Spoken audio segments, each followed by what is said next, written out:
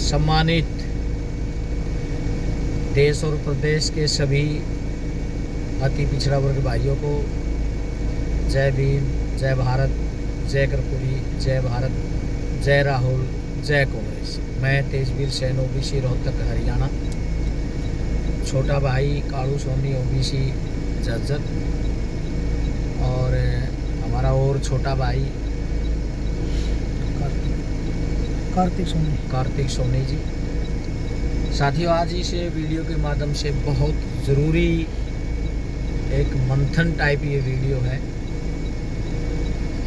और मैं समझता हूँ कि इस समय हमें इस विषय पे 2-3 विषय हैं जिनको लेकर हम आपसे बात करने जा रहे हैं। सबसे पहले तो ये है कि सुप्रीम कोर्ट द्वारा ऐसी समाज में जो वर्गीकरण आया है,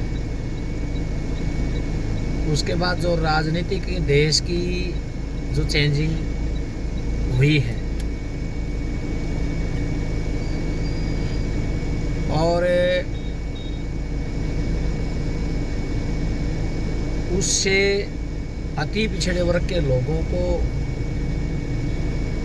इस पूरे मामले को समझते हुए अपनी जो हिस्सेदारी की जो लड़ाई है उसको हमें और तेज करना पड़ेगा। तो इस विषय को लेकर के आज हम 3-4 मिनट की हमारी वीडियो रहेगी। तो साथियों, सबसे पहली बात तो ये है कि एससी वर्ग का हमारा जो वर्गीकरण आया है, अब इसको लेकर के सुप्रीम कोर्ट ने जो फैसला दिया, सामाजिक न्याय जो दिया, उसके बाद उसका विरोध हुआ वर्गीकरण का, और वर्गीकरण के विरोध में जो इस देश के सुप्रीम कोर्ट में जिन लोगों के एक जातीय जो कब्जा है उसके ऊपर बड़ा जबरदस्त हमला हुआ और 21 तारीख रखने के बाद जब आप इस पूरे एपिसोड को देखोगे तो एक चीज आपको नजर आएगी कि जैसे ही 21 तारीख रखी जाती है और सुप्रीम कोर्ट के ऊपर भी वर्गीकरण के एक वर्ग द्वारा जबरदस्त हमला किया जाता है, तो मैं समझता हूं कि जिन लोगों का सुप्रीम कोर्ट पर जिन लोगों का कब्जा है उनकी जमीन हिलती सी मुझे नजर आई। और उसी बीच में फिर नरेंद्र मोदी जी का आना और भाजपा के काफी सांसद जो हमारे एससी भाई थे, उन सब लोगों ने मोदी जी से मुलाकात की और उन्होंने फिर एससी में क्रिमिलेयर जो शब्द जो सरकार ने भरोसा दिया कि हम आप पर लागू नहीं करने जा रहे, मैं इस विषय पर खास बात करने के लिए आपके बीच में आया हूं। मैं आपके माध्यम से इस देश के सिस्टम से हम ये पूछना चाहते हैं आके जब एससी का क्रिमिलेयर दूर किया जा रहा है कि इनके ऊपर लागू नहीं रहेगा, और उसमें ये बात निकल के आई है, मैं सुन रहा था कि भी बाबा साहब का संविधान है, उसमें हम कुछ परिवर्तन नहीं कर सकते और हम इसमें क्रिमिनल लागू नहीं करने जा रहे हैं। तो उसमें प्रश्न ये उठता है कि जो ओबीसी को जो क्रिमिनल आप लोगों ने लगा रखा है, क्या ये बाबा साहब के संविधान के लोग नहीं है? यानी कि भारतीय जनता पार्टी के दो रूप हमें पहली बार नजर इस टाइप से आए। अगर खुद उस चीज को आगे बढ़ करके इसका विरोध कर रहे थे कि देश के अंदर जो है ना कोटा खत्म होना चाहिए, और इन्होंने कोशिश भी की थी कि एक बहुत अंदर खाते बहुत बड़ी मार थी। जिस तरीके से ये जो दिख रहा है ये मामला ऐसा नहीं है। मैं सिर्फ आपसे ये कहना चाहता हूं कि ओबीसी के अंदर जो कमजोर जो पिछड़ी जातियां हैं, क्रीमिलेयर का मतलब होता है मलाईदार, ऐसी जातियां जिनके पास बहुत मलाई हो, देश के सिस्टम का जिनके पास बहुत अधिक जिनको मिला हो, चाहे वो सामाजिक ताना बाना है, चाहे वो पॉलिटिकल ताना बाना है, या सरकार का जो ढांचा है, जो बहुत ज्यादा जिनको मलाई मिल गई हो, उनके ऊपर क्रिमिनल लगाया जाता है। मैं आपसे ये पूछना चाहता हूँ कि इस देश के पेशेवर जातियां, इस प्रदेश का कुम्हार, लुहार, नाई, खाती, तेली, धोबी, मनियार, सुनार, जोगी, बरागी, इस टाइप की जो पेशेवर जो जातियां हैं, जिनको आज तक पॉलिटिकल कोटा भी नहीं मिला, और जो कुछ मिला वो भी 93 में थोड़ा बहुत मिला, उसके बाद 2006 में थोड़ा सा मिला, यानी कि जिनके टूक की तरह, जैसे एक कुत्ते को टूक डाला जाता है, मुझे ये शब्द इस्तेमाल करना पड़ेगा यहाँ, हमारे साथ जो व्यवहार हुआ, और आज हम कहाँ खड़े हैं, जो सरपंची के लिए भी आज संघर्ष कर रहे हैं,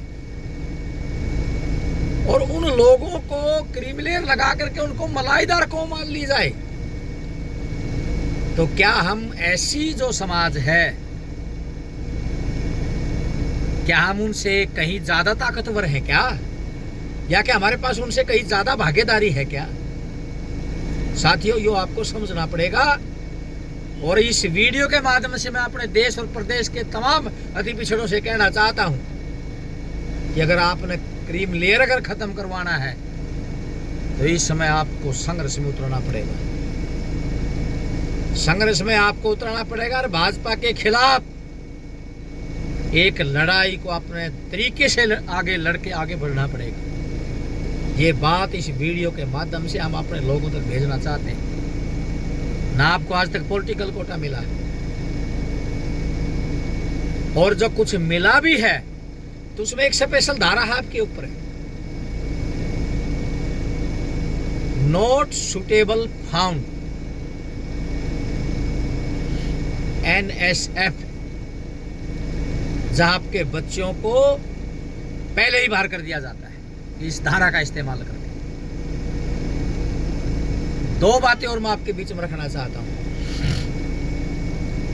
भारत के प्रधानमंत्री नरेंद्र मोदी जी खास करके दो शब्दों का बड़ा इस्तेमाल लोकसभा में कर रहे थे, एक घुसपैठिया और एक कन्वर्टेड। यानी कि इस देश के अंदर एक बात को आप समझ लेना, आज का जितना मुस्लिम इस देश में है,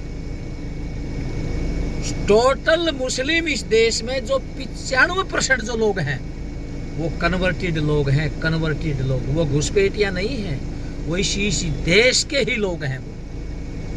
यानी कि जो जिनके पुरखे नाई, तेली, धोबी, मनियार, जोगी, विरागी, ये जो जातियां हैं, ऐसी की जो जातियां हैं, 95% कन्वर्टेड है, वो घुसपैठिया नहीं है। हम नरेंद्र मोदी से और भाजपा से एक प्रश्न करना चाहते हैं कि आप ये बातें खुल के क्यों नहीं बताते? आप इधर से ओबीसी को अपने साथ रख के आप इसको डसना चाहते हो, और जिनको आपके पुरखों ने उस समय जो इनको कूड़ी करकट की तरह बाहर फेंक दिया, वो लोग अगर वहां कन्वर्टेड हुए तो आज उनको आप घुसपैठिया कह करके बुलाते हो। जो बाहर के आने वाला जो मुस्लिम था, जो दूसरे जो लोग बाहर से आए, उनमें तो सारा का सारा पाकिस्तान में जा चुका है, उन्होंने अपना अलग से देश ले लिया। ये बातें मैं आपको इसलिए कहना चाहता हूं कि आपका मुस्लिम के खिलाफ प्रयोग होता है, आपने इससे बचना पड़ेगा, और अपने मुद्दे के ऊपर आपको लड़ना पड़ेगा। मैं ज्यादा ना बोलता, इतना ही कहना चाहता हूं कि देश के अंदर जातीय जनगणना ऐसी की होती है, ऐसी की जाति की जनगणना होती है हर 10 साल के बाद, ओबीसी की कभी नहीं होती। ये कैसा मापदंड है इस देश के अंदर? ये लोग इस देश को कहां लेके जा रहे हैं? हमारी जातीय जनगणना क्यों नहीं होती? क्योंकि जनगणना करने से बिहार की जो जातीय जनगणना हुई, माननीय नीतीश कुमार जी ने जिन मुद्दों को जो टच किया, जो उस अनदेखी को जो निकाल के ले आए, तो उसमें दो चीजें आई। नंबर एक, बिना जातीय जनगणना की आपकी संख्या को घटा के बताया जाता है, और जब आंकड़े प्रस्तुत होते हैं उनके खिलाफ कोई बोल नहीं सकता। बिना आंकड़ों की योजना कभी नहीं बन सकती। किस जातियों की कितनी संख्या है और देश के सिस्टम में जिनकी संख्या कम है उनका कितना कब्जा है, ये पूरा का पूरा जो ना मामला बाहर निकल के आएगा और आप लोगों को आगे बढ़ने का यहाँ से मौका ना मिल जाए। इसलिए कभी भी इस देश के अंदर ओबीसी की जातीय जनगणना नहीं करवाई जा रही, और अति पिछड़ों की तो बिल्कुल ये लोग नहीं चाहते। अगर इस देश का जो कमजोर जो पिछड़ा है वो कभी भी आगे बढ़ पाए, इसमें दूसरे लोग भी आपको रोकने के लिए आगे खड़े। इसलिए मैं आपको सावधान करना चाहता हूं कि अब आपको भाजपा के खिलाफ एक तरफ बंद होकर के आपको लड़ना पड़ेगा।